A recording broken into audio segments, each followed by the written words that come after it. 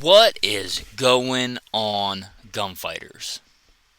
Welcome to Gunfighter Life, the podcast where we talk about guns, gunfighting, tactics, ballistics, the correct way with God Almighty at the center, Judeo-Christian values, and real-world first-hand experience.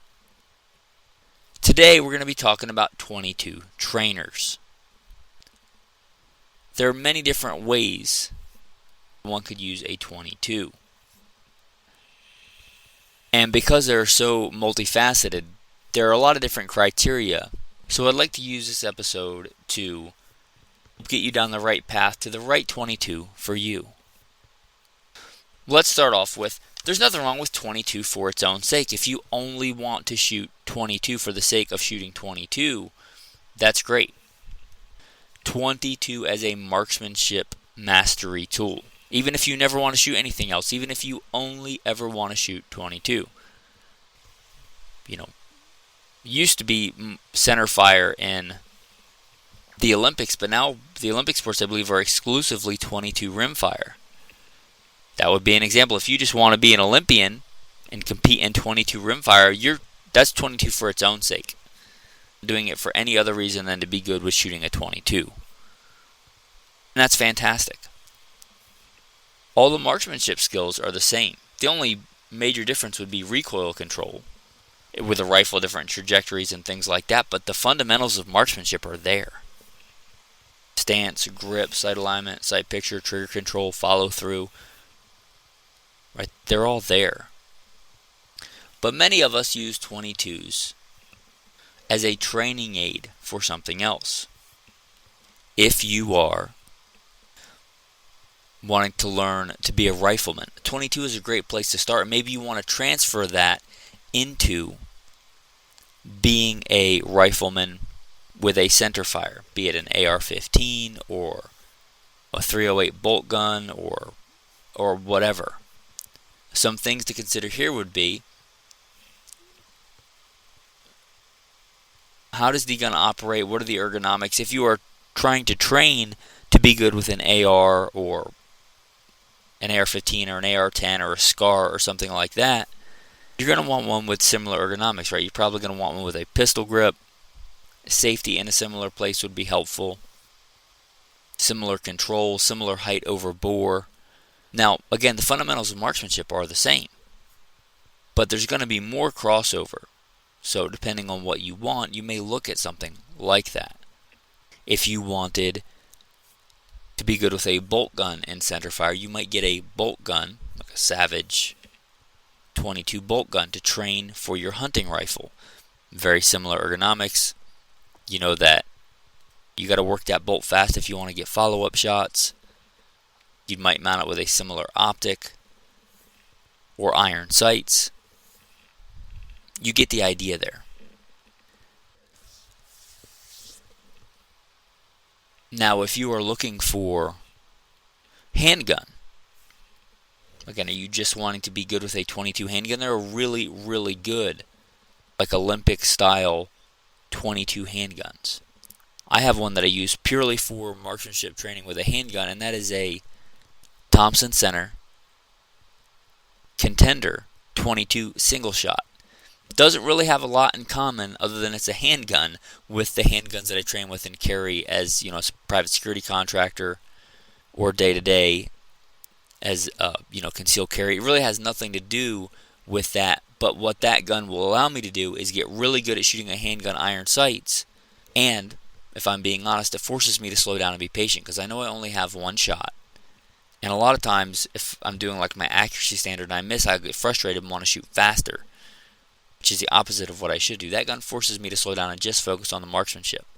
But that's an example of it. It's a great handgun, but a handgun that's purely just there for the 22 marksmanship training.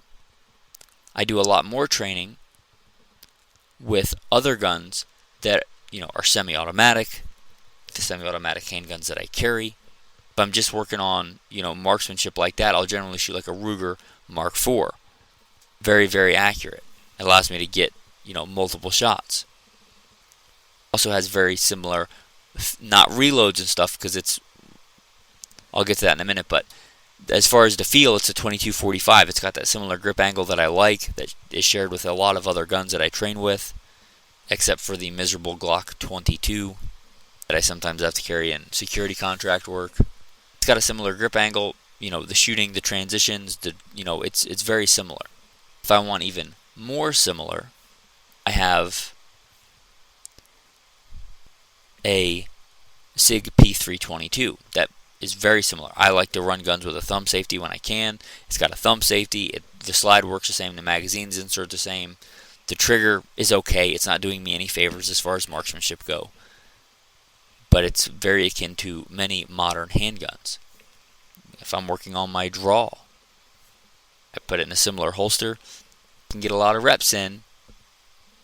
Obviously, dry fire is the cheapest, but I can get a lot of reps in with 22 to confirm my dry fire is working cheaper than I can with centerfire ammo. So, some things to consider here. And a Smith & Wesson M&P 22, which is very similar to the SIG in many respects. I had the full size. I shot it for years and years and years, maybe over a decade. I shot it so much I cracked the frame on it.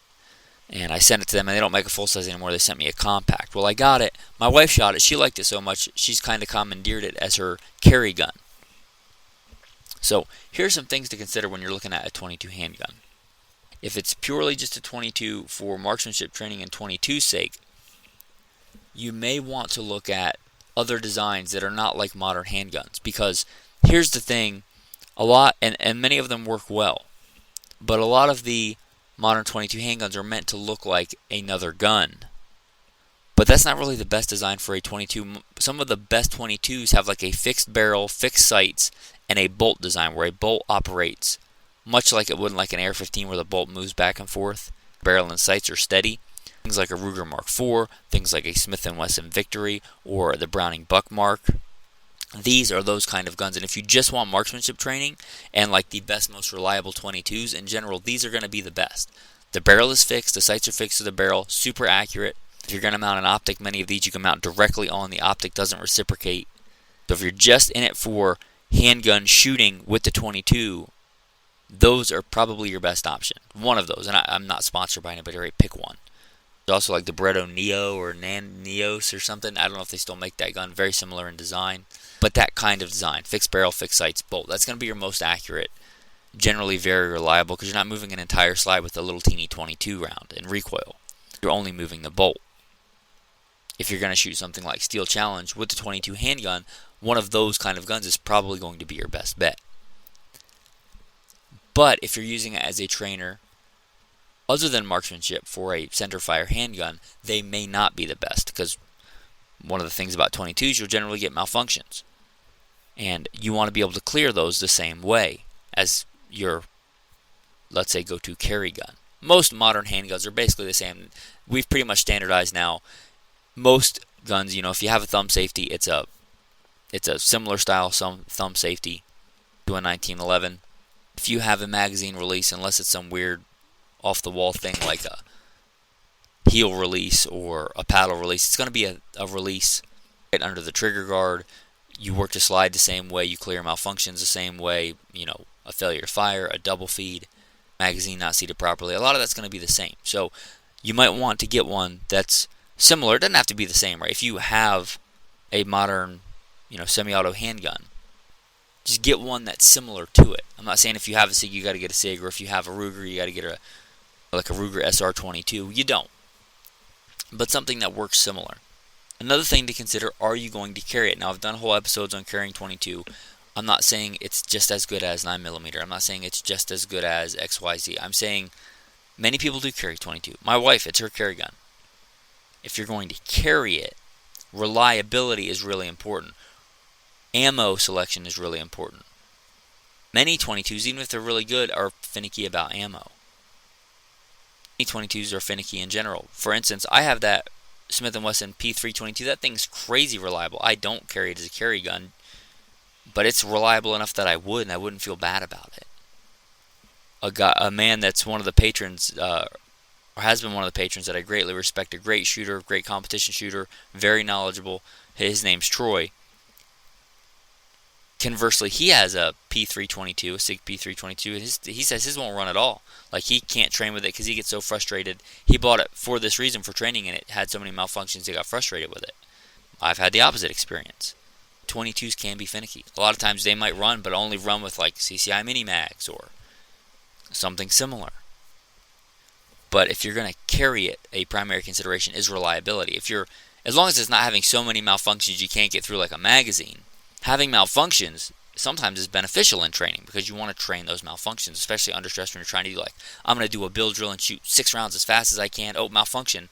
And automaticity kicks in and you clear it as fast as you can the way you would a center fire. I'd consider that a bonus because malfunctions happen. I don't care what gun you have. I don't care if you got a Glock or a Beretta 92, right? All guns malfunction. It's just, they're a machine. Machines malfunction. Humans sin. Machines malfunction. It is what it is. But you want it reliable enough you can train with it. But if you are going to carry it, that is very, very important. Reliability is very, very important. Also, ammo selection, which we're not going to get into, is very important. It's very important for any carry gun. For 9mm, it's very important. For 22, it's, I would say, even more because you're dropping way down in power. But I don't want to get too far down the carry rabbit hole. But one thing you may want to consider also is weight.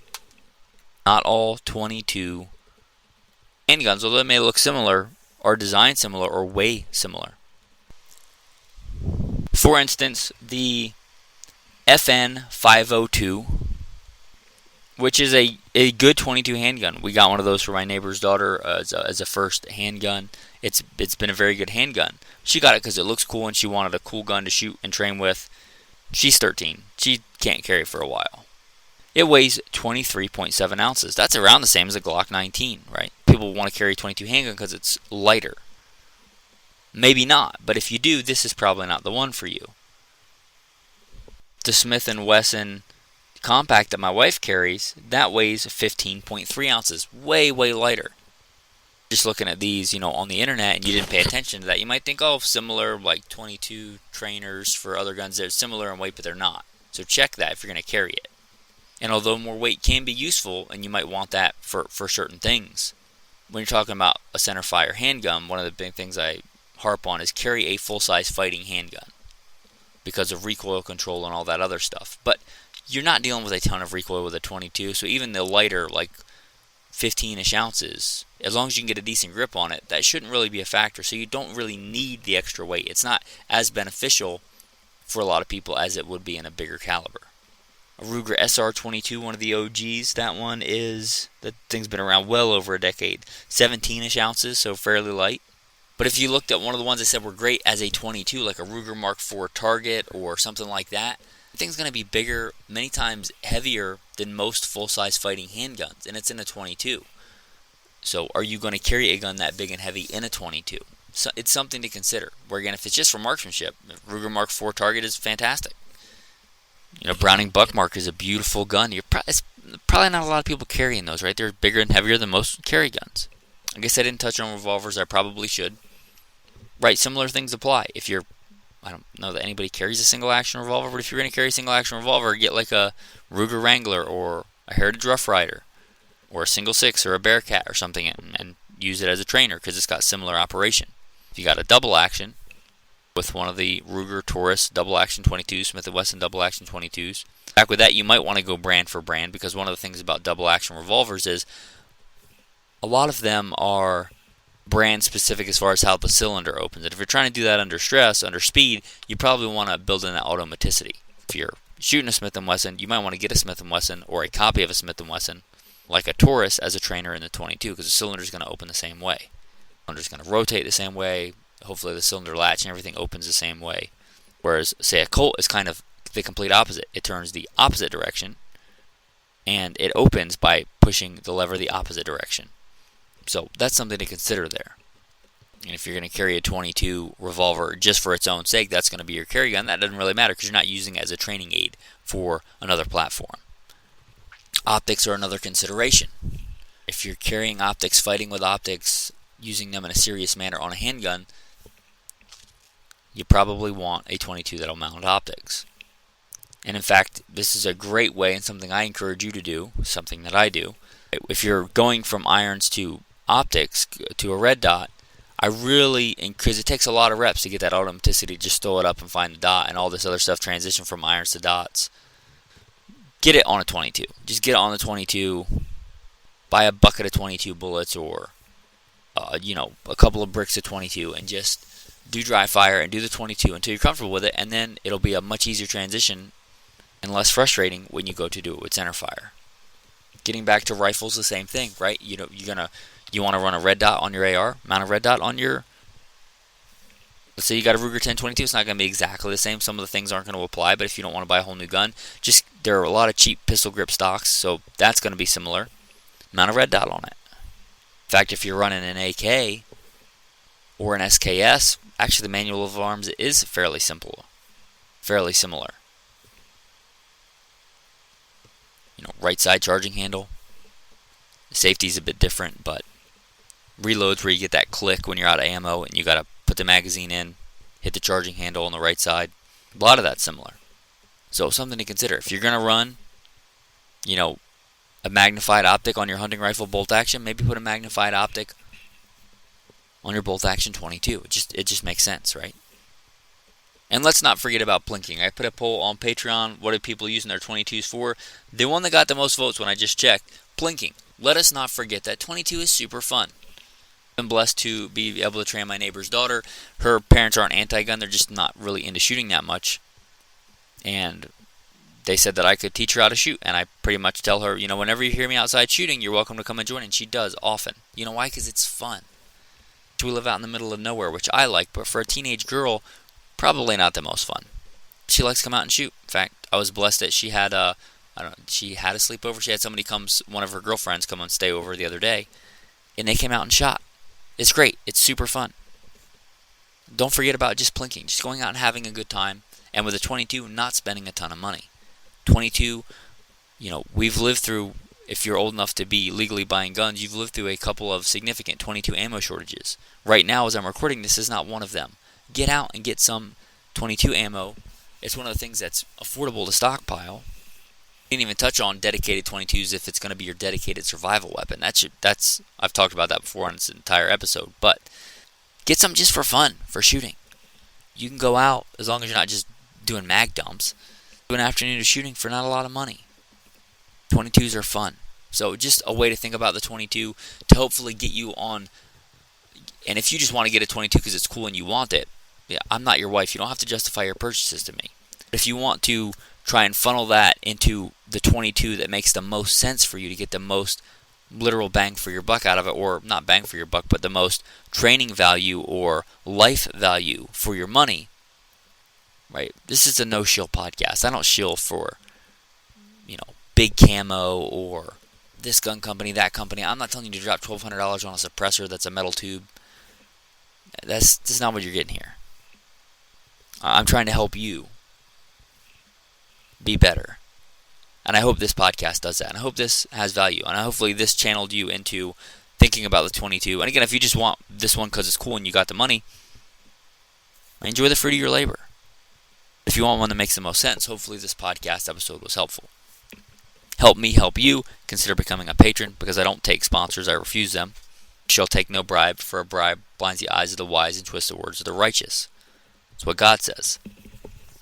Anyway, with that, that's a good verse of the day. You shall take no bribe, for a bribe blinds the eyes of the wise and twists the words of the righteous. Apply that in life. Is this person telling you this thing because it's honestly what they think is best, or because they're getting something out of it? You may still decide that it's good information, but at least consider it. Anyway, with that, guys, I appreciate you. Have a blessed day.